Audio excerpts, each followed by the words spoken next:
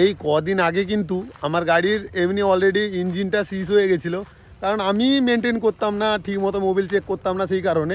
আর এখন দেখো আমার গাড়ি আবার গড়িয়ে গড়িয়ে বাবু নিয়ে যাচ্ছে, কারণ আবার লিক মানে পাংচার হয়ে গেছে। মানে পাংচার ঠিক না, টায়ারটা মানে সাইড থেকে ফেটে গেছে, এটা আবার চেঞ্জ করতে হবে মিনিমাম 3,000 3,500 টাকা আবার খরচা। এই দেখুন বাবু নিয়ে যাচ্ছে এখন গড়িয়ে গড়িয়ে। এখন বর্তমান পাংচার হয়নি, সাইড থেকে একটু একটু করে হাওয়া লিকেজ করছে, ওখানে যাব হাওয়া করব, তারপরে দেখাচ্ছি আপনাদেরকে।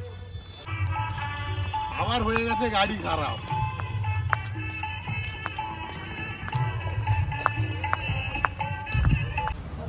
এটা হচ্ছে আমাদের বালিশাই বাজার, এটা হচ্ছে সাদার দোকান।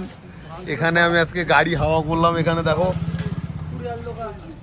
যারা গাড়ির কাজ না সাইকেলের কাজ করো, এখানে এই দোকানে এসে যোগাযোগ করো। না এটা ভালো করে মদের দোকানের অপোজিটে সাদা বাবুর দোকান। কে রে বিজু কি বলছে? গরু কি বলছে? জানি না, একটা প্যাকেট বিস্কুট খেয়েছে, আদর করতে বলছে। ট্রিটমেন্ট। গা পুরো গরম, গা গরম না? পুরো রোদে ঘুরছে, গা গরম। হ্যাঁ গাটা গরম আছে, মনে হয় জ্বর হয়েছে। বিজু এর কি জ্বর হয়েছে বিজু? জানি না, রোদে ঘুরছে তো ওই জন্য গা গরম হতে পারে।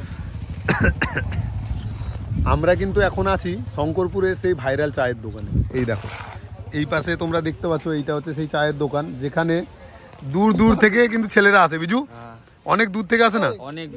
অনেক দূর থেকে ছেলেরা আসে এখানে কিন্তু চা খাওয়ার জন্য। আমরাও আজকে এসেছিলাম, চা খেলাম, খুবই সুন্দর। আমাদের আরো দুটো বন্ধু নাইকালি মন্দিরের দিকে আছে, আমরা এখন চা খেলাম, খুবই সুন্দর। এবার যাবো নাইকালি মন্দিরের দিকে। তাহলে তাহলে তোমার কিছু বলার আছে মিস্টার গরুস? তোমার কিছু বলার আছে? না, কৃষ্ণর ভক্ত, কিছু বলার নেই।